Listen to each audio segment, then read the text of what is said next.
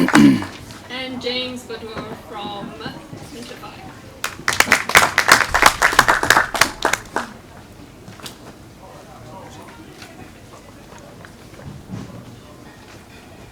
Welcome to the three of you. I'd like to start us off with a round of introductions. If you could just share your name, your organization, and the purpose and mission of that organization. Bonus points if you get to fit resilience and growth into it.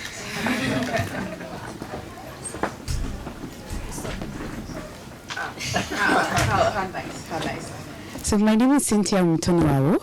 I'm the co-founder and CEO at Lupa. So what we're doing at Lupa, we are harnessing the power of IoT within composting and vermicomposting to transform organic waste into organic fertilizer. Basically, our vision and mission is helping the farmer enable them to be environmentally and get a lot of yield through using just organic fertilizer. James, would you like to continue? I thought I would go last. Okay, my name is James. I am the co-founder of ADP List. It's a global mentorship platform that basically helps connect people who want to enter tech to people who are already in the industry. But then I am paid to design at a company called Midlify. That company is basically helping companies that are building technical tools to better communicate with their customers. So when you are consuming, let's say you have a startup and then you are consuming an API, that API documentation, we produce the services that help some of those things. So yeah, thanks. Thank you. My name is Alex Sinhare, and I'm the CEO of the Rwanda ICT Chamber. The Chamber is the umbrella body for ICT companies in Rwanda. We're member-based. Our mission is to catalyze development of the digital economy, and that covers quite a lot of things, from digital entrepreneurship on the supply side to demand side, where we work with other sectors to create market opportunities for our members. Thank you. Thank you so much. All right, I think we can just get started in the discussion. Alex, since you were so generous to hand off the first introduction to Cynthia, my first question is to you. So we've heard quite a lot already from the morning discussions on the role of the public sector and the private sector and the significance of the two of them working together. Can you give us a little insight into what that relationship looks like here in the Rwandan startup ecosystem, and maybe a bit of information about where the Rwanda ICT Chamber comes into all of it? Thank you. Sometimes I feel like I say this all the time, or I repeat the same story all the time, but I think it's for the benefit of those who have not heard it before. And so how, if I put it, my role is really being, or the Chamber's role is being a bridge between public and private sector, and in that trying to ensure that the business environment is conducive for the private sector, but at the same time the public good that the government or the public sector wants or needs to get to is not lost in the quest for money. We want money, but we also need to strike that balance. So to do that, we have, I mean, we've been working with the government for some time now.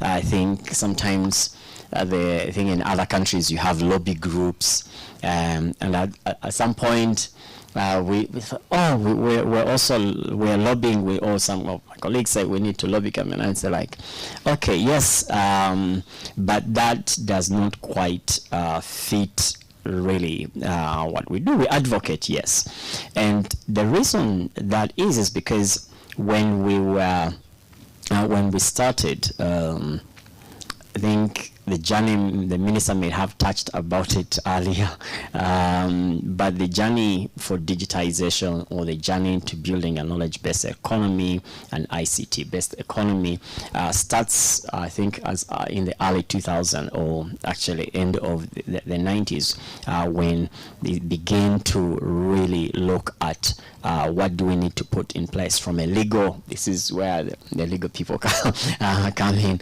yeah, from a liberalization point of view. How do we open up the markets so that more players can come in? And that obviously it was way before the digital age. You had mobile phone, you have telephony, and Rwandatel, and a few operators.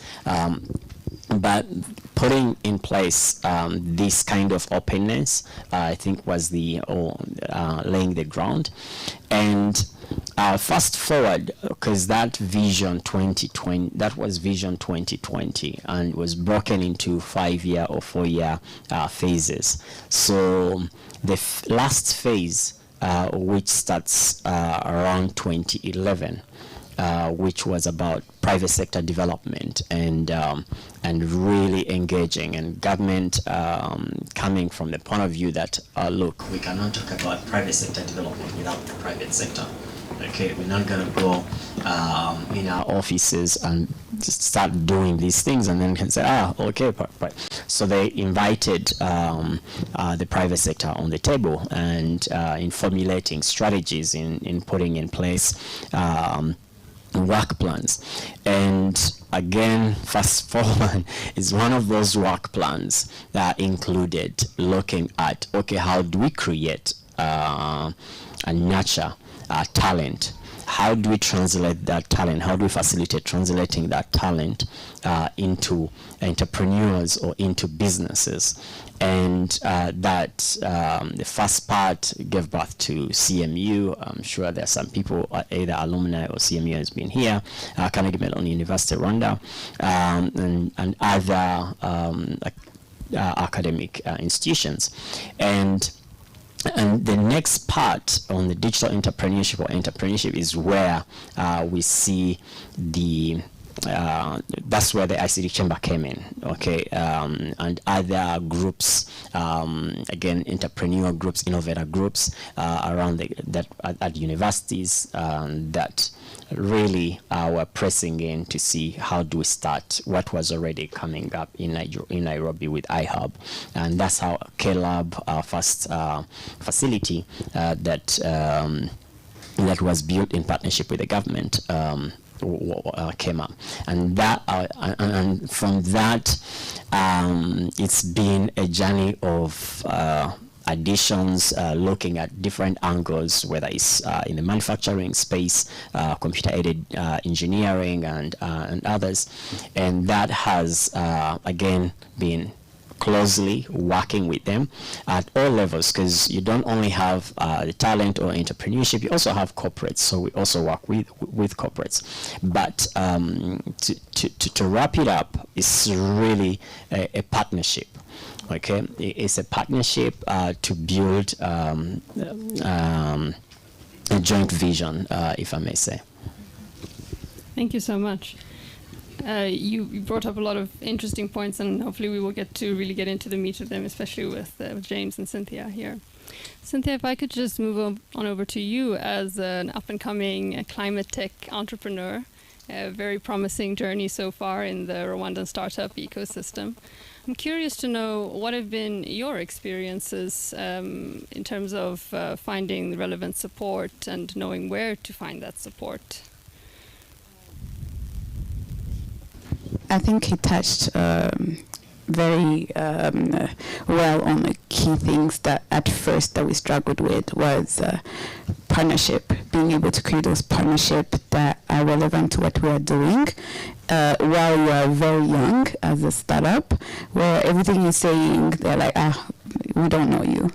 So I would say the first 6 months, I would spend my days with local leaders for them to know me. I'm here, just remember me, we are doing this. So, and not only then, we had to create that trust with the end users, which for us is farmers. If they don't know your product and it's a new product, they will not be using it. So creating this partnership from local leaders, the government, the ministries related to what we're doing has been one of the key, I would say, challenge, but also positive thing that happened to the growth that we have at the moment. But also I like to thank the government of Rwanda has a lot of initiatives to help entrepreneurs that are addressing the climate solutions. So we were able to fit in, especially as being able to have that visibility when we run Hunger Pitch. So we are leveraging that at the moment because it has opened doors to where we knocked before that were not opened. So in bridging that gap, I would say giving young innovators and startup space to be able to actually build these products that are relevant to what we are trying to address is mainly one of the key things that can bridge that gap. Thanks. Just for our audience members who are not from Rwanda and are actually visiting for the first time, can you give a quick description of Hunger Pitch? So Hunger Pitch is an initiative that it's like basically a competition where for the one we participated in the last time, there were main key things, which was innovators bringing in a tech solution that addresses problems that people are actually facing. So it's a selection that goes on it started in November. I believe it was 3,000 people that applied. And you go through a selection where you pitch in front of industry experts. So at first it was 45, we selected among the first 45. Then we pitched and then we were selected again among the top 25. Then it goes on to the top 5. So we were lucky, not just lucky, but we worked for it. So we were top at that competition. That's amazing. Thank you. Yes. All right, and James, you've worked in multiple different in different geographical contexts. Where would you say, and also with global partners, where would you say the main stumbling blocks lie when it comes to startups being able to build resilient companies? Well, I have had the opportunity to work with a few local startups and luckily been able to learn a lot. I think a lot of people say funding, which I agree with, but I think it goes beyond that. For instance, I think there's a report back in 2022 that there's been about 5 billion in funding to African startups, over 1,000 deals, right? And you realize that even though international investors are interested in giving money to startups, it's very difficult to have access to that fund. And I personally feel like there are more deeper issues, systemic issues that affect some of these things. One of those things has to do with the availability of networks to actually reach some of these investors. Most startups have the opportunity to join accelerators, be part of hubs and stuff like that. But that constitutes about less than 10% of the startups in Africa, right? And how do we make that available for everybody? As much as funding can come, we can get people to bring more money to Africa, but if people do not have access to those funds, it's really not going to make any difference. And so I think that's one of the issues that we need to basically address, make sure that these fundings that come are available to the startups that need them. And how do we do this? We make sure that these startups have the exposure they need. So it shouldn't be limited to hubs or accelerators to disperse these funds, or even the government. But I think there should be more partnership, there should be more exposure to some of these startups so that they can have access to these funds.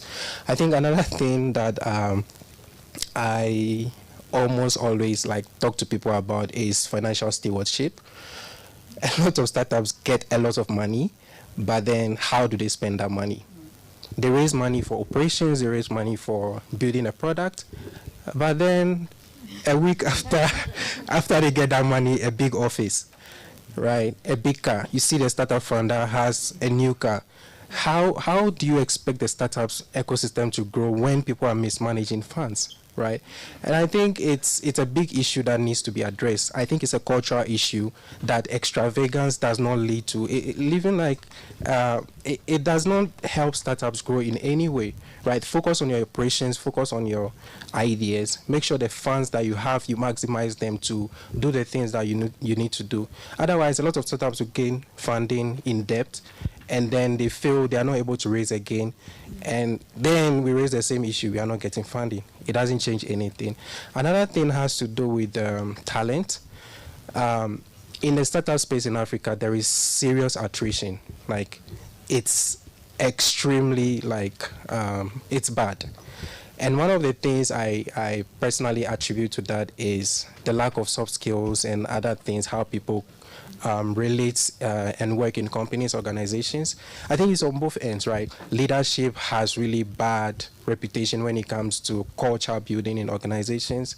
On the part of employees, they lack. You see somebody technically good, but when it comes to teamwork, they are extremely bad at it. So how do we address some of these things and then help organizations grow? People are often extremely happy when they join a startup. It's this rhetoric where you join a startup, you announce it on Twitter and the rest, but then it's short-lived because you lack the skills to be part or culturally fit in an organization. So I think those are the few things I'll touch on. Hopefully, if there's time, we would address more. So yeah. Yeah, absolutely. Alex and Cynthia, I saw you nodding in agreement and in recognition. Any reflections or additions to the points that James laid out? Maybe I can start with the use of funding. I think one of the main key things, we as a startup, like I said, we are only 9 months old. The first few months, the struggle was, how do we use this appropriately where it's actually doing what it's supposed to do, and also be able to. So for us, we had mentorship, which again a lot of people don't have, and I think, like he said, it's not only about funding, but also if you're able to get a coach in finance or accounting, even a lawyer, I think you sometimes you don't even know how to draft a contract, so you end up being the one losing. So I believe there's not only soft skills, but the basic a lot of startups need on top of the funding. Yeah, I think it's the financial stewardship is very important.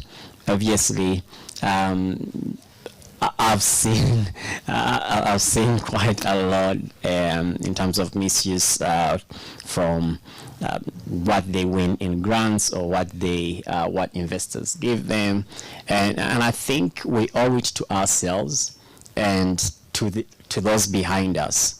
Okay, because really the story or the comment I always give to people is that there's someone behind you. If you misuse this, okay, you're not only doing it against yourself or your colleagues, you're basically destroying for the next people behind you, and that in my view comes down to also values, having the right value system and character, because yes, what we need to acknowledge for most of us, I think for most of the startups, at least in the Rwandan context, you find it's young people, you've just come out of uni or high school, or and you haven't really, this is, someone gives you $10 million or $50,000, you're like,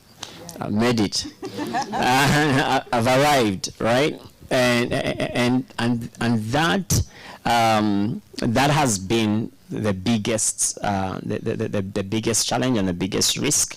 But as an ecosystem, both locally and on the continent, I think we need to begin to pay attention to this. And the companies that we build and the people that we support and the people that we work with and the ecosystems that we're building, to make sure that we are grounded on great, good value systems and character. I get cases from investors that have not been paid, or people who misuse the funds, and or handshake deals, entrepreneurs, co-founders, and all these stories. Yeah, they don't help us. They don't help the ecosystem's growth. But even worse, they don't help the people that that are involved. So, I think you just touched something that that's close to my heart, and I think if there's anything that we need to do, we need to fix our value systems, or at least really take great consideration of it. Wow, James, that was a great discussion opener that you had. Thank you, Alex and Cynthia as well. All right, so then I guess bringing it back to the role of policy and the public sector and its subsequent relationships with the private sector, what would you say, are there any specific public sector policies and regulations here in Rwanda, Alex, or elsewhere that you believe are most instrumental in building resilience that other countries can learn from? I think Rwanda is supposed to be learning now, because at some point we've been working on the Startup Act, and I'm sure maybe the Honorable Minister talked about it in the morning. Yeah, it's still in the pipeline, and we have several other countries that have already launched. And if there's any single legal instrument that will unlock opportunities for startups, but also for the entire ecosystem, I think that I don't need another policy when it comes to that single one. If it is passed, that will be helpful. For now, we can only learn from our colleagues. I see a gentleman. I'll not mention who's a regulator. So, for example, on digital assets and crypto and others. So these are some of the areas that we're supposed to be learning from other countries, because either they've gone ahead of us. Tunisia, I think was one of the first ones on the Startup Act. Nigeria is already on. Ghana, so we have more lessons to learn, trust me, than to give. All right, thank you so much. All right, if we can move back to an earlier point that you were making, James, that I thought might also be relevant for you, Cynthia. James, you mentioned the significance of soft skills, and you being a designer, you're sort of sitting at the intersection of tech and design and communication. And there's often a lot of emphasis on data science and engineering, and of course rightly so in the fourth industrial revolution. But where do you see these other skills coming in? Well, I think when we talk about soft skills, I think one disclaimer I usually like to make is it's not a holy grail of your professional career, but it can significantly boost your professional career. I often see a lot of professionals in tech who are extremely good at the technical hard skills, but often lack significantly when it comes to soft skills. And I think, first of all, skills like communication. Just imagine in this room, we don't understand each other, we cannot communicate well, we can never achieve anything. And so if this is a skill that you as a professional in tech in any profession, right, you lack, this is going to definitely destroy how you collaborate with others, right? So communication is extremely important when it comes to collaborating with other people, whoever you do business with. Another thing I like to talk about the significance of soft skills has to do with the cross-cultural competence. I usually say this thing about facile generalization, which basically means that people think because Space Tax succeeded in Nigeria, it will succeed in Rwanda. It doesn't work that way, right? And so you realize that most startup founders scale in Ghana, then they think that, okay, when I come to Kenya, I'm instantly going to succeed. And then they ignore the sensitivity of the cultural differences and factors that affect how startups operate here. And so I think that's a very important thing that most people, especially founders, need to really learn. Learning to understand in context how people operate in other regions. Because again, startups are, when you mention a resilient startup, we are talking about startups that are growing, that are seeing significant growth, and expansion is one of those key factors that you look out for. And so if you're expanding to other regions and you do not understand the context to which they operate, it becomes a risk for your business. I think one final thing I would like to talk about has to do with empathy and user understanding. Things like climate change and the rest have deep empathy rooted into them, because these are people that nobody has sent you to care about their climate, right? But you made it your own job to care about the climate, right? And so these are things that require deep empathy for you to solve problems like this. You cannot go into a startup like this and expect that you are going to make millions of dollars, right? People who work in the impact design sector. Wait. I'll beg to differ. I'm just cross-checking. No, what I'm trying to say is you don't go into an industry like that going like thinking of, okay, I want to make millions out of this, right? Obviously, if you go and you're making millions and you're not using that money for what it's meant to be, right? How many like in climate startups like that raise millions of dollars have their founders who genuinely care about the company, about the vision that they have, own like massive wealth? Most of those funds actually go into the operations and then the problems they are solving, right? And so I think it's a significant thing to really consider how we basically allow some of these personal traits or soft skills to affect how we operate in building startups, and these things can go a significantly long way to affect the growth of companies. Yeah. Thank you. Well, I would like to say to investors that are in the room that we are not a social enterprise, but maybe one thing you can say about that is you're not going to see a profit right away. Because it's deeply rooted in the impact and what you're going to see, the value the end users is getting from what you bring on the table. But in the soft skills that you mentioned, I think I would talk about myself. One thing I had to learn real quick was to be able to communicate effectively, not just so people can hear what I'm saying in a way that I want them to hear it. Being able to be in front of people, I used to have fear, tremendous fear, to sit in front of people, in front of cameras, to talk about what I'm working on. But all these things come with if you really believe in the bigger vision that you have, because you're going to be willing to learn and be uncomfortable.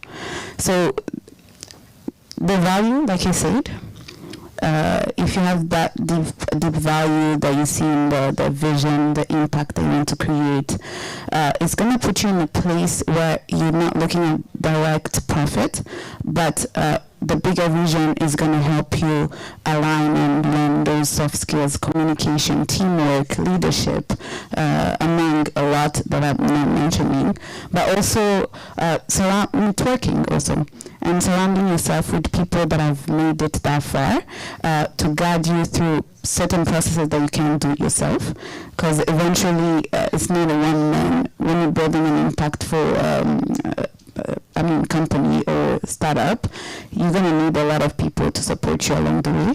So I really think us having those values and learning how to be uncomfortable in what we don't know, learning other cultures, how do they do it, copying what works.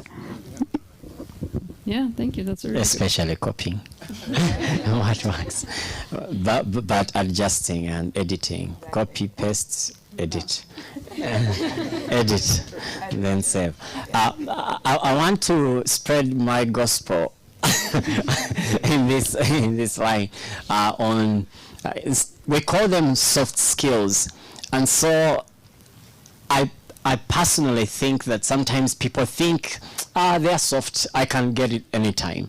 Yeah, but they're not soft skills. In my view, they are life skills. So not all of us are going to be entrepreneurs, but we'll need a job. We'll need to present ourselves. We'll need to sell ourselves. We'll need to do quite a lot of these things that life requires us. So the gospel being that let's shift from soft skills to life skills, because these are life skills. As a young professional, as someone who's getting into employment or into entrepreneurship, you need them for survival. Thank you. That's a really good point. My gospel. It's a great I've gospel. converts. All right.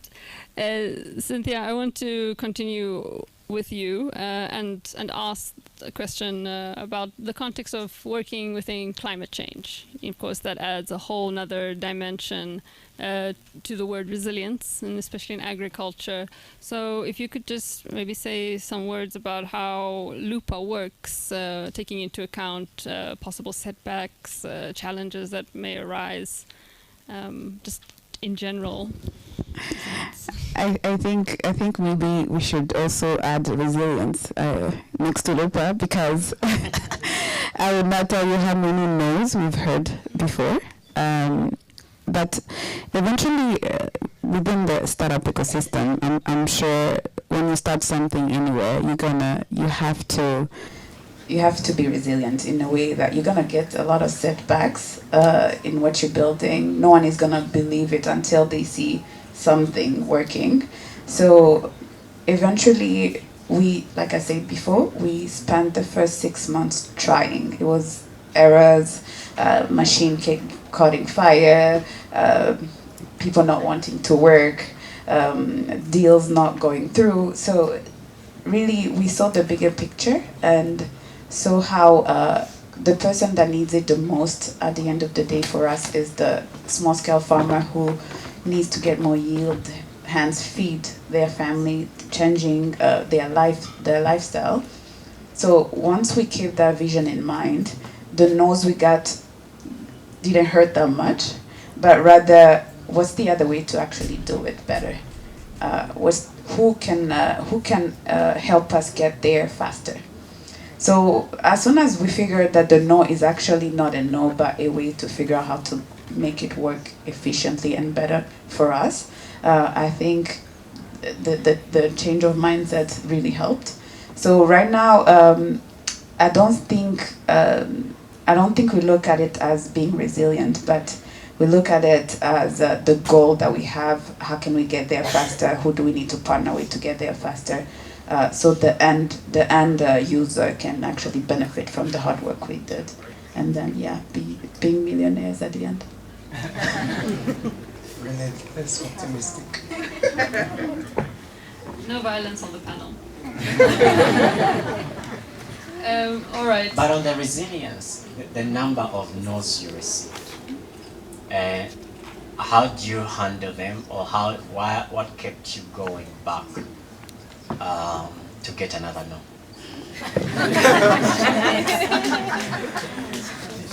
So I think the first nose that I got was, okay, you will doubt yourself at first, definitely. I don't think there's so many times I was like, okay, maybe I should go get back a job, not work as an entrepreneur. But there was always that maybe the next time I try, that's gonna be a yes. That hope, and actually looking at it as I have a plan. This may be plan A, but there's a B, C, and D after that. So the no's, I really got used to them. I'm not gonna say that I'm still not getting them. I give a lot of no's. Yes, so I know. Yeah, so let's say I will have, I'll give you an example. I've been trying to meet with the mayor of Bugesera for the last 6 months.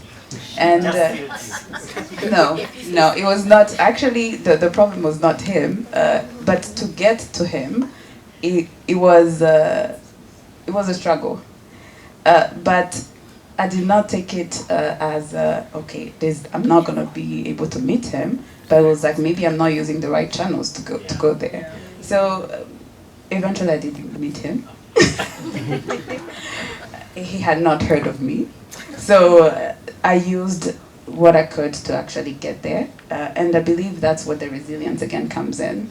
If you really know what you want, you're going to figure out a way to get there. Yeah, I think a stomach for no's, for rejection. I think in Y Combinator they have one of the processes they use is collecting no's. Yeah, how many come back and tell us how many people rejected your product, and then they push you back and go pitch and then come back and tell. So the reason I asked it is because sometimes, you know, you get someone goes once, twice, and they tell them no, and then, but also don't be stubborn. No? Sometimes you have a silly, useless product that needs to be revamped or given up. Right. Yeah. So yeah, calculated, but I think a stomach for no's or for rejection is very, very important. As a YC reject, and but I work for a YC company now. But then as a YC reject and somebody who is from Sequoia, I think one of the things founders should learn is to pivot. Yeah, we should learn to be extremely creative, such a way that, look, the approach you are taking right now, yes, you have a great idea, but the approach you are taking to solving that problem isn't the best, right? And so when you receive no, maybe they know exactly that, okay, they really like the idea, but the approach you are taking is really not the best, right?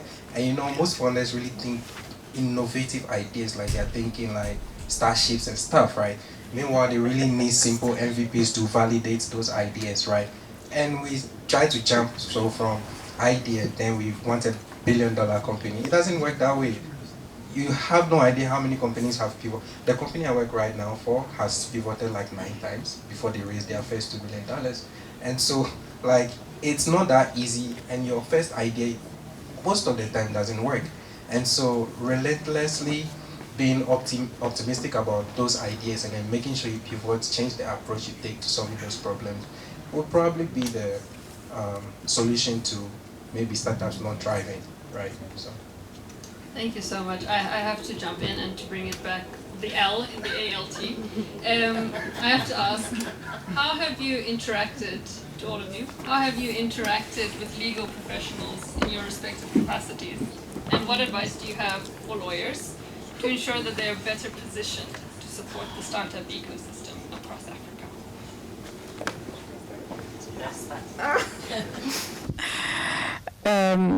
I would say Lupa is humbly lucky to work with SEPTA.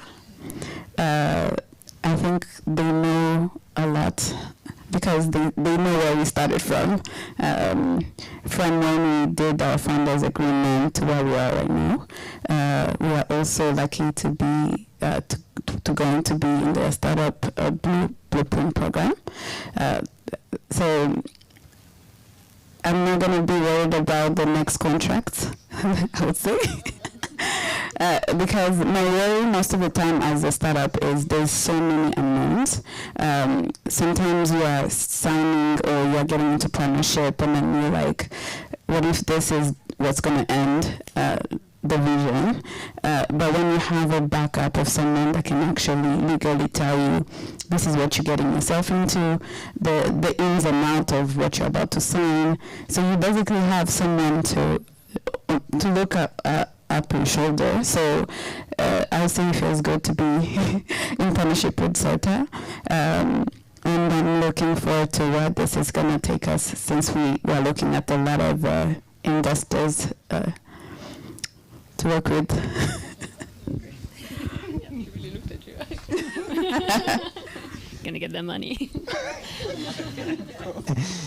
She's going to make it to more money, billions, not the other one that you told us, because the climate is it climate change has, I think to date maybe in the tens of billions of dollars, the market size. So there may be hope. So for lawyers, for us, how we've been, and when we started when we started Kela back in the day, and then moving on, we brought in 250 Startups incubator. And one of the things we quickly realized is that most of these engagements are legal engagements, whether it's founders, co-founders coming together, they need help. So we put together programs around bringing legal expertise into the incubator, working with a law firm that was mentoring young lawyers, because again, tech sector cannot just be on an island, and you also need lawyers who understand technology. Today we're talking about, I mean, it's very easy to say law and tech, but back in the day, a few years ago, this, I mean, you guys live in your own world, and the other group also lives in its own world. And I'm sure that we don't have very old lawyers here, but if you, yeah. So some of these partners, okay, the partners, yeah. I mean, they're not tech savvy, okay. They need help with some basic things, and so when you even start telling them, oh, you have this startup that needs help, that is building something, has no assets, just has lines of code, so it's hard to really understand. But luckily, we can copy some places where they've done these things, and we could see that actually the products we call products are not products until they're dressed up in legal, in all these legalese and legal jargon, and we can sign contracts with a customer and they can pay you because you have something, binding agreement. You can sign an agreement with an investor, and you can go sleep at night knowing that the money will arrive in the bank. So my encouragement to the legal profession is really understand our world. We won't try to understand a lot of your world, because it takes too many years, yeah. But if you can understand our world, I think all of us together will be able to build very resilient businesses. And if I add to that also, is it's not just about being sued or not getting in trouble, because sometimes we look at law from a litigation angle only, but also is from, I'll give an example.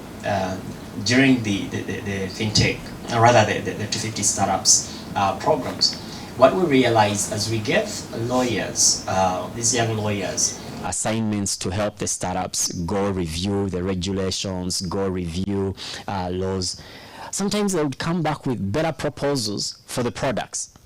that the startups were building, because they could see, the law says this, and there's these extra features that you would add into your products because you need there's a compliance requirement, or there is a whatever. So there is opportunity, and I think the cake is bigger if we bring multidisciplines to this effort of building an ecosystem. I often encourage my friends who are in law school to be friends with founders, because my first two startups, I positioned myself as a lawyer. I thought I knew, and so all the contracts, everything, I drafted them like templates and stuff, and they are no more actually. So the thing is, like, when a founder is thinking about building a company, from the idea to registering the company, all of those things require legal assistance, right? And these guys need it. But then they feel like, okay, hiring a lawyer is just too much. It's probably going to be expensive and stuff like that. Honestly, it's not. It's so simple to work with lawyers. And so I think the encouragement I would probably give to lawyers is, a lot of founders don't know this, right? So it starts from you providing that education and knowledge, exposure, exposing yourself to these guys, right? Because if I knew that, I could probably work with a lawyer from the onset, right? It probably just takes a few percentages of company equity or something, right? And I build a resilient startup. It would work for me, right? So they don't know that they need to have some legal counsel to help them understand the intricacies of policies and all of those stuff, right? So please, make yourself available to these guys. You'll probably be the first employee of a unicorn company without necessarily working with a law firm, right? So that's all I can say. So thanks. Thank you so much. We've come to the end of our time. That is 45 minutes. But yeah, I guess just to reiterate a point that was already made on the previous panel, essentially you're saying talk to one another and make those connections. And since we are a diverse group of attendees as well, also see what we can learn from one another. Thank you so much. And thank you to all of you as well.